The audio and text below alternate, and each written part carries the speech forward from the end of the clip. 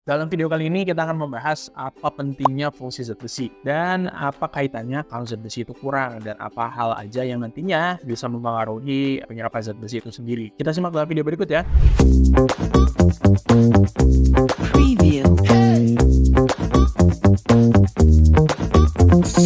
Jadi banyak orang yang menyarankan anaknya itu harus cukup zat besi, bahkan ada suplementasinya atau bahkan ada namanya vitaminnya. Ini benar nggak sih dok kalau misalnya anak itu harus terpenuhi zat besinya? Terus kalau nggak terpenuhi itu gimana? Kita tahu pertumbuhan dan perkembangan otak anak di usia emas itu sedang dalam puncaknya. Artinya sejak dalam kehamilan sampai dengan usia 2 tahun itu sangat-sangat penting. Dan salah satu halnya adalah kebutuhan mikronutrisi zat besi ini sendiri. Kenapa? Karena zat besi ini berhubungan langsung dengan mielinisasi otak. Nantinya bisa berakibat kalau misalnya defisiensi banyak banget dampaknya. Misalnya anak itu anemia defisiensi besi, atau misalnya anak itu buat keterlambatan dari perkembangan, atau misalnya anak itu nggak mau makan gitu ya. Ini juga ada kaitannya dengan zat besi. Kita akan bahas satu persatu ya. Jadi zat besi itu adalah mikronutrisi yang dibutuhkan oleh tubuh ya nantinya untuk mensupport. Artinya anak itu bisa berkembang otaknya, bisa nantinya mielinisasinya bagus. Itu didukung dari kebutuhan zat besi itu sendiri. Zat besi ini sebetulnya bisa aja didapatkan dari makanan-makanan yang dimakan sehari-hari, khususnya protein hewani. Jadi contohnya misalnya daging merah, hati ayam, ikan-ikanan, kacang-kacangan. Tetapi yang direkomendasikan adalah zat besi yang harus dari protein hewani yang bisa kita berikan kepada anak dalam bentuk makanan padat. Jadi misalnya MPASI atau makanan-makanan kalau di atas setahun, makanan menu keluarga itu harus mengandung protein hewani yang tinggi zat besi. Yang bisa kita berikan adalah tadi hati ayam, daging merah, atau juga misalnya daging putih juga nggak masalah, ada zat besinya, itu harus ada di setiap menu makan anak. Kalau misalnya ini tercukupi, bisa juga nantinya zat besinya tercukupi,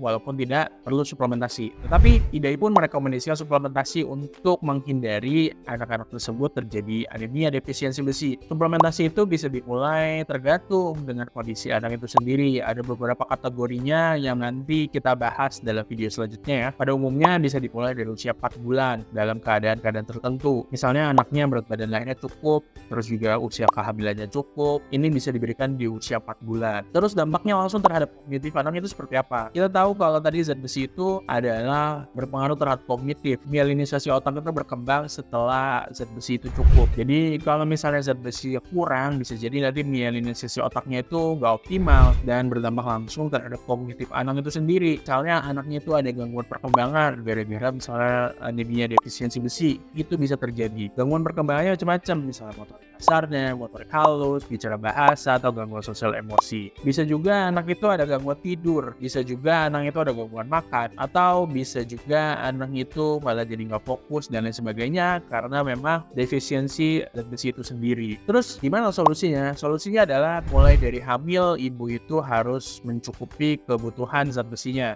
Misalnya ada minum vitamin asam folat untuk memenuhi agar HB-nya bagus. Terus juga ketika lahir kita cek anaknya ada misalnya berat badannya cukup enggak, atau lahiran prematur atau enggak. Ini menjadi resiko nantinya anak itu bisa defisiensi besi. Atau misalnya anak lahir dari orang tua atau ibunya yang defisiensi besi, itu bisa juga nantinya anak itu beresiko menjadi anak yang defisiensi besi. Terus kaitannya tadi dengan kognitif, lalu selanjutnya dengan perkembangan. Kalau misalnya mielinisasi otaknya nggak bagus gitu ya, nggak optimal, artinya perkembangannya itu juga berpengaruh. Kita tahu perkembangan itu dipengaruhi oleh nutrisi dan juga stimulasi. Selain stimulasi, mungkin nutrisi yang salah satunya penting adalah zat besi itu sendiri. Dan kalau misalnya tidak terpenuhi, itu bisa mempengaruhi perkembangan.